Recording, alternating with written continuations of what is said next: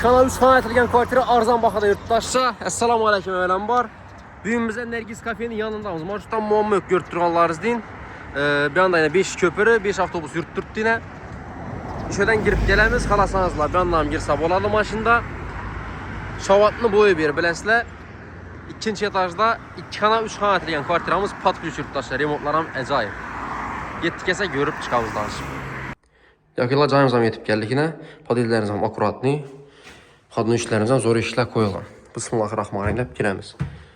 Girgəndən koridor 2 xana 3 xana etilgən yurttaşlar. Hem yerimiz aboydan çıxıb durdu. On tərəfdə sanucilimiz, krugoy kafel boyaqlarımız, tiylərəm kafel boyana, agularımız amba, отдельный котел, отдельный agu, şöçüklərimizdən cayında, nasoslarımız, unitazlarımız, vannamız zor satsın yeri xullas. Patolqlarımız plastik, morlarımız yukarı çıxıb getgənə, biz apasını etib qoyubdular. Meşkom işləyim, deyif əmməz.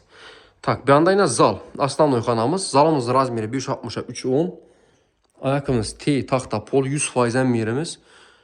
Tak, bir de kondisionerimiz bu, Avalon firmadaki Kaladovan, Slabitok teşhidon, inverter, qımmat xeyli. Bir anda kuxnyada bir an ötürüb qoyubdular. Aslında beda boğan, birinci eski spalniyatı qoyubdular yurttaşlar. Bir anda aslan spalniyamız. Hem yerini brançetdən görüb çıxamız. Başta şu xanan görsətib verəli. Kuxnya boğan aytıb ötkənimizdir. Eski spalniyatı qoyubdular. Yəni şkaflarımıza mən mərsəmiz bu. Aynen tində radiatorumuzdan bu. Bu aynamız akva ayna, donmu pades tərəfindən qarab durdu. Bir anda zalını gördüyüzlə. Bedəm radiator bu. Xalacilnik i televizor getədi.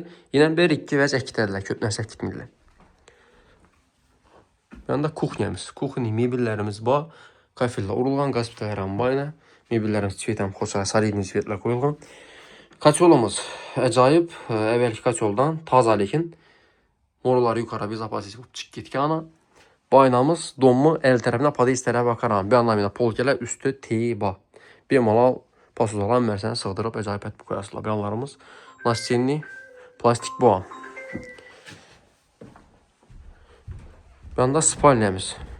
Bir an ulan spalniyesi aranımız eski spalniya olub dura verədi. 3 xana hesabı verir daşa. Baxasan zor bağlı. Axırınca görəmişsin üçün. Tak.